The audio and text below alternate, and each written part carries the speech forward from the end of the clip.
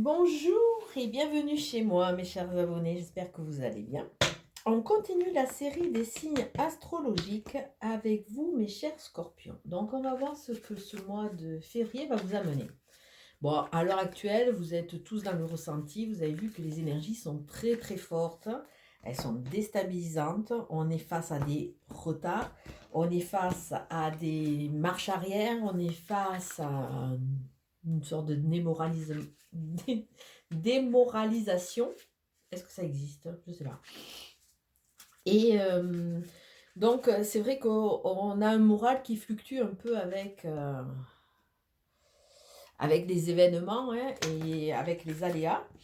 Donc, on va voir, je vais essayer de vous donner des énergies qui risquent vous perturber ce mois de février ou pas, hein, vous aider à avancer. À savoir qu'on avance tous à une vitesse différente, qu'on a tous un parcours différent, on a tous des attentes différentes, même si sur des grands thèmes, on peut se rejoindre. Mais on a tous un vécu et une histoire différente, donc ça ne va pas parler à tout le monde. Je vais essayer de le donner un peu en globalité, prenez un peu ce qui va arriver. Alors, premier, joli. Ah, mais d'entrée déjà pour vous, les scorpions, signe d'eau, vous avez de très jolies cartes. Avec la carte 43, on nous parle de tout ce qui est art, tout ce qui est musique. On nous parle des métiers artistiques, des dons. Alors peut-être qu'on va vous parler de vous reconnecter à votre don, le principal déjà, qui est l'intuition.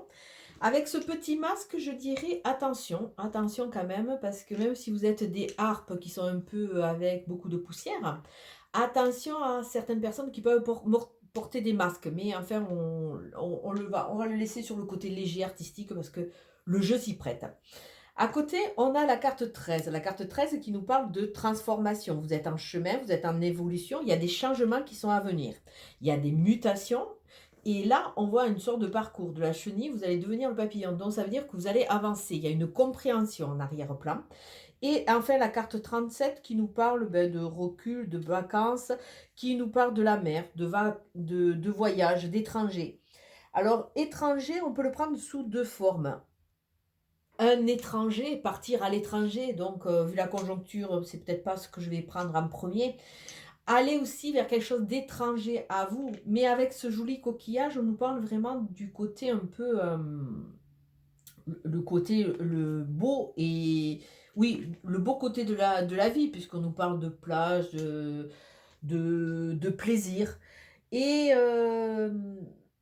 et de déplacement. Il peut y avoir un déplacement, il peut y avoir un voyage, il peut y avoir aussi à travers cette carte, on nous parle aussi de presque une recherche intérieure, une recherche intérieure. Devenez le créateur de votre vie, allez vers quelque chose qui vous fasse vibrer, puisqu'on a la corde. Et il y a ce voyage qui va faire que peut-être que vous allez découvrir l'étranger qui est en vous, c'est-à-dire votre vrai moi. Ça peut être tout à fait comme ça. Alors, donc on voit une transformation, on voit une reconnexion à tout ce qui est artistique, au plaisir, donc le plaisir, la création et la notion de voyage, de déplacement. Alors, je vais associer des cartes avec lesquelles je la travaille au quotidien pour voir avec les patients que je peux avoir quels sont les nœuds qu'ils rencontrent, quel est le nœud qui est important à l'instant T, quel est le nœud sur lequel il faut travailler et qui inconsciemment les empêche d'avancer. Alors on va voir, bien entendu, comme c'est un tirage général, je ne vais pas le prendre dans le cadre du nœud. On va prendre simplement la carte et voir ce qu'elle nous dit en général. Donc il y a une carte qui est sortie, c'est une carte qui est magnifique, c'est la carte Aie peur qui nous parle de clarté mentale. Donc, clarté mentale, je développe une réflexion claire et libre de toute influence. On se reconnaît, on se transforme, on ose enfin vibrer, on ose aller chercher à l'intérieur ce qu'on veut vraiment. Donc, avec cette carte et peur, ça nous dit, vous devez vous libérer de deux choses. Premièrement, d'être uniquement axé sur le monde extérieur et l'apparence. L'apparence. Alors là, c'est un vaste sujet parce que vous êtes un signe d'eau, vous êtes un signe très sensible. très sensuel aussi en arrière-plan. Et c'est vrai que vous avez tendance un peu à être attiré par tout ce qui brille, mais tout ce qui brille n'est pas en or. Donc ça fait que dans votre parcours, malheureusement, vous tombez sur des gens qui vous leurrent. Donc attention, arrêtez d'être axé sur l'apparence, essayez d'aller un peu à l'intérieur, allez voir à l'intérieur du coquillage. Et cette carte nous dit aussi qu'il faut que vous travaillez aussi sur un manque d'estime et de confiance en vous. Ah, là, ça c'est un vaste sujet. C'est vrai que vous avez tendance, une fois que vous êtes blessé, à être tellement écorché que vous perdez confiance. Là, il va falloir la retrouver, cette confiance. Une fois que vous allez travailler tout ça, vous allez voir, vous allez pouvoir retrouver confiance dans votre valeur et votre capacité d'aimer, hein. Transformation, confiance en vous pour avancer, de vous réconcilier avec les gens qui ont pu vous faire du mal, du moins avec la grande famille du sexe opposé, on va dire. Et ça vous permet d'avoir, ça vous repermet de vous autoriser à avoir des sentiments qui circulent et non pas qui sont prisonniers ou dans un coquillage ou avec une harpe qui est un peu poussiéreuse. Alors on va voir, toujours avec le jeu de Katia, le 77 O pour du 77 luxe. On va voir un peu quelles sont les énergies qui vont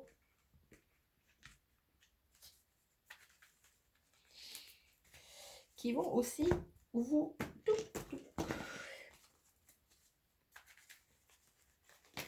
Ah, mais c'est pas possible. Protection, réfléchir avant d'agir, sérénité. Elles accrochent, j'arrive pas à les faire avancer. Et je montre qui gargouille. Super. Ah, la lumière. Là, regardez, là, on a une jolie harpe qui demande rien qu'à jouer une jolie mélodie. Et là, on a une guitare. Donc, on a vraiment ce côté artistique, ce côté créateur. Allez vers des plaisirs, allez vers des choses qui vous parlent. Et aussi, comme il y a ce côté créateur et qu'il y a le côté bougie, il y a des choses qui vont être conscientisées, il y a des choses qui vont vous être amenées, qui vont être éclairées. Et vous allez enfin comprendre. C'est comme si enfin vous vous autorisiez à lever vos propres masques de façon à vous autoriser quelque part de nouveau à avancer. Il y a vraiment cette notion avancer, croire, se remettre en ordre de marche, hein. Ah mais vous avez le savoir et la connaissance de dessous. Donc, on va voir les énergies.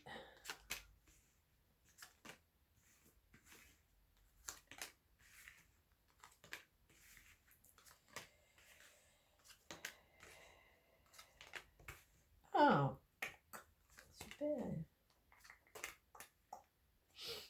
Donc, en ligne de mire, quelque part, on voit que bon, pour le moment, vous avez le potentiel de vous recréer, de créer, d'avoir des choses qui vont être éclairées. Mais pour le moment, vous êtes plutôt en phase un peu négative, en phase un peu de dépression, de déprime, de recul. C'est peut-être pour ça aussi qu'on vous dit que arrêtez de vous fixer sur l'apparence, essayez d'aller un peu plus au cœur des choses et au cœur des gens. Et déjà, aller au cœur de vous pour savoir exactement avec une réflexion honnête, basée vraiment sur l'écoute, sur l'envie, et de façon à avoir retrouvé votre libre arbitre, hein. Il y a cette notion-là. Alors les deux lignes extérieures vont vous parler un peu de plein d'énergie, de plein de choses qui peuvent se passer. Donc on voit que pour vous, le foyer, c'est vraiment votre cocon, c'est vraiment votre demeure, vous êtes peut-être un peu en repli. Mais on voit que les fondations sont de plus en plus solides. Vous êtes bien dans cet endroit, on voit que ça vous rassure et on voit que c'est là que vous y réfléchissez. Mais peut-être aussi qu'on vous dit que depuis un certain temps, votre foyer peut-être était un peu brinque-ballant et maintenant il est en train de se consolider, de se solidifier. Là, on voit que vous êtes en train vous allez passer une nouvelle étape. Il y a une mort, une renaissance. Une mort de la chenille pour devenir un papillon. Et on nous parle de route, on nous parle de mouvement, on nous parle d'avancer. Alors peut-être que certains d'entre vous sont aussi VRP, ça, on peut parler de vous, hein, de votre travail. Mais on vous dit que quelque part, cette nouvelle étape, hein, ce nouveau chapitre va vous permettre de bouger et un peu d'analyser votre parcours de vie. Parce que cette carte 13, 3 plus 1, 4, Ça me parle vraiment de consolidation, d'où la fondation. Ça nous parle un peu de notre parcours de vie. Au début, ben, on fait des erreurs, on peut s'égarer, on fait des fois du surplace. Mais petit à petit, au fur et à mesure qu'on comprend, c'est vrai que les angles sont de plus en plus relâchés. La route est beaucoup plus facile. Même si encore, eh beh, on se perd et encore, on se leurre.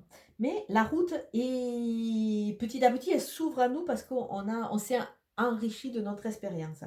D'autant plus que là, on voit que vous allez rentrer dans une spirale positive. Oui, il y a des choses qui vont vous permettre de vous enrichir. D'où ce côté lumière, ce côté éclairage. Avec la carte 72, donc ça veut dire que beaucoup d'entre vous vont pouvoir rentrer, après une analyse, dans une démarche positive de façon à pouvoir vous enrichir. Tout simplement. Après, on voit que il peut y avoir des rencontres de personnes qui vont être vers lesquelles vous pouvez aller en confiance. On nous parle de rapports fraternels. C'est vrai qu'on a tendance à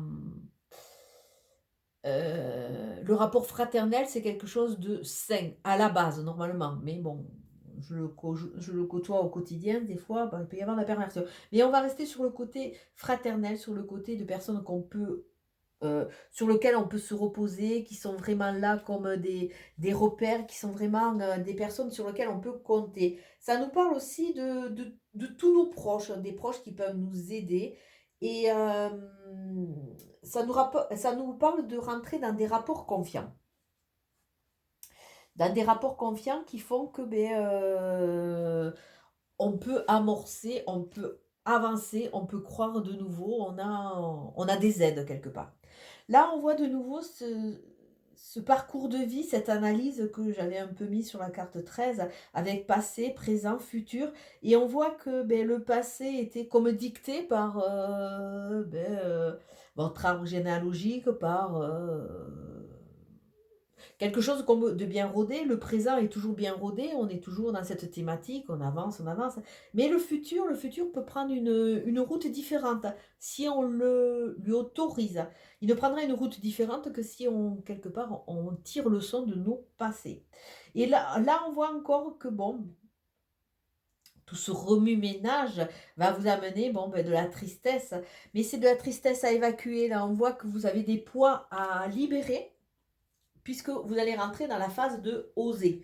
Les poids libérés sont là, c'est comme si vous vouliez encore, hein, borner, partir, mais partir avec les mêmes acquis. Mais là, on vous demande de changer. Là, il y a vraiment, on vous demande de créer, on vous demande de changer, on vous demande de vous métamorphoser. Donc, les acquis, le passé, vous devez le laisser quelque part. Donc, tout ce qui est tristesse, dépression, manque, mal-être, ces gros sacs-là que vous avez chevillés à vos chevilles, il est temps de les laisser de côté, de façon à retrouver, parce que si on regarde aussi, ce sont des gouttes d'eau, à retrouver la fluidité de son cours de vie. Là, on vous demande d'évacuer pour retrouver la fluidité de votre cours de vie, mais on voit que pour le moment, c'est en chemin, mais il y a encore trop de...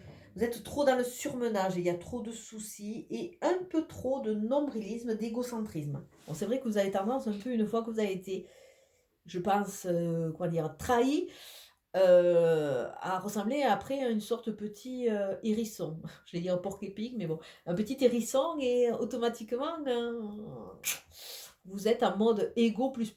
Hein. Donc, se protéger, soit. Mais à un moment, c'est pas parce qu'il y a une personne qui vous a fait mal que forcément vous allez toujours rencontrer les mêmes personnes, surtout si vous travaillez. Automatiquement, vous allez changer un peu votre fusil d'épaule. Donc, on va continuer. Je me rappelais déjà plus ce que je faisais.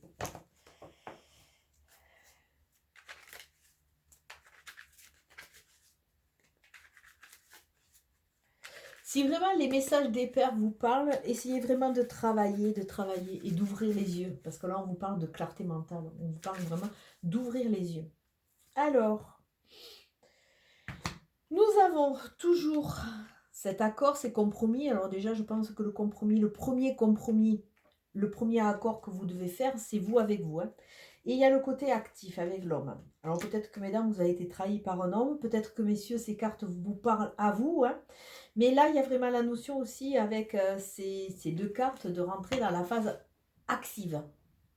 Repli, soit, sortez de votre coquille, allez voir un peu ce qui se passe, hein.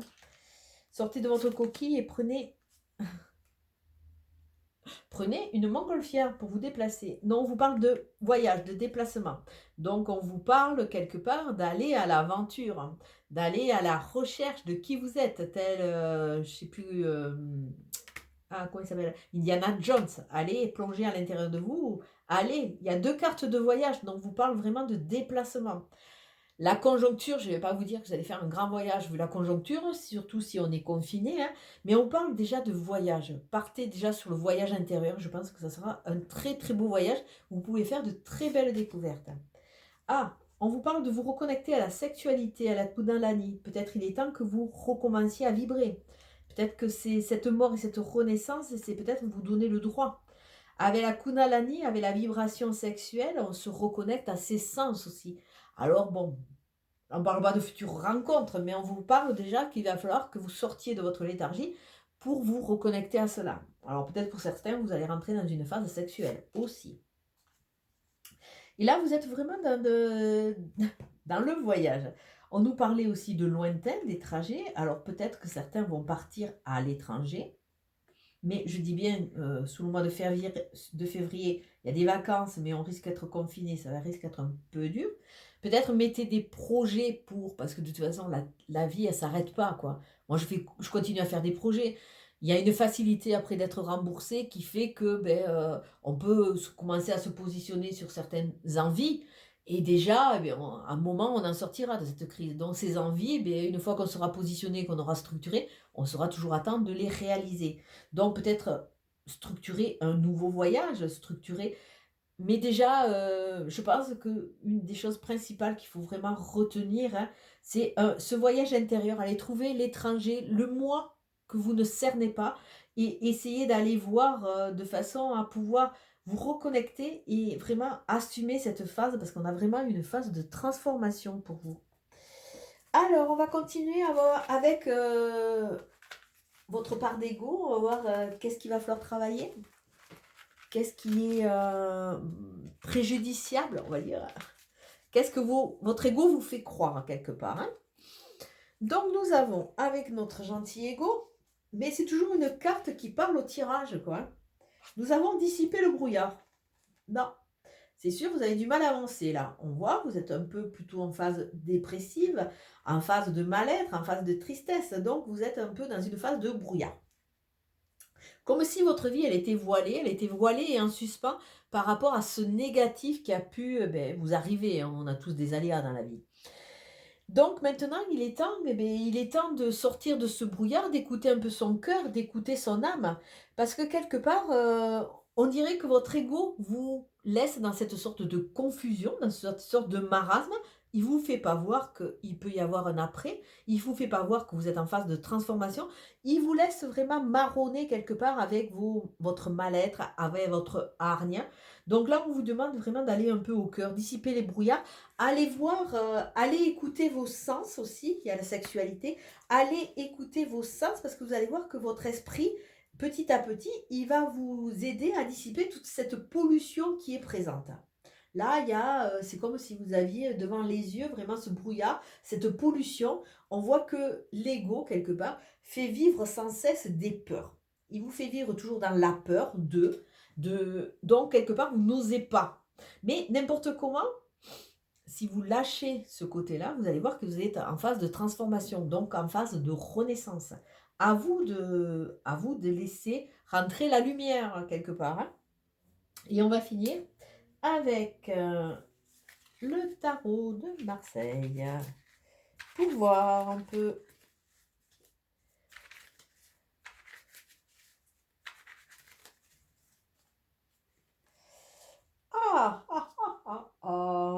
Nous avons le cavalier d'épée. Alors, le cavalier d'épée, les épées sont associées au signe d'air. Les épées sont sont aussi associés à tout ce qui est noblesse, chevalier, donc une branche et un corps qui est quand même un corps de personnage qui est quand même qui a une assise dans la société. Donc c'est aussi, ça nous parle aussi un peu de se paraître. Avec ce cavalier d'épée, le cavalier, c'est quelqu'un qui annonce le changement, qui annonce aussi des obstacles, parce qu'il est sur un cheval, il est capable de les sauter. Tout ce qui est épée nous parle que, comme son nom l'indique, rien ne va être acquis, il va falloir se battre. Il va falloir se battre, il va falloir lutter. Alors le cavalier en lui-même, et c'est pour ça que je veux bien faire l'association avec épée, c'est une personne séduisante, hein. C'est une personne qui est prête à tout, quitte à écraser les autres, mais qui est prête à tout pour arriver. Elle joue de sa beauté, elle joue de sa ruse. C'est quelqu'un qui veut tout et tout de suite. Donc on voit que pour le moment, la transformation, elle va venir, mais elle risque de tarder, hein, si vous restez comme ça. Donc on nous parle aussi que quand ce cavalier arrive, là, on voyait le mode actif. Quand ce cavalier arrive, ça nous dit aussi que bon, vous allez pouvoir sortir de cette situation, mais ça ne va pas se faire sans mal quand même. Il va falloir lutter. Il y a pas d'acquis. Donc, mais parce que le cavalier d'épée, si vous voyez, le cheval est en train de courir, je pense, hein. Le cavalier d'épée est en mouvement. Donc, vous allez, en luttant, vous allez pouvoir sortir. Donc, il faut rentrer dans la phase active. Donc, ça fait vraiment une association avec notre homme. Euh, et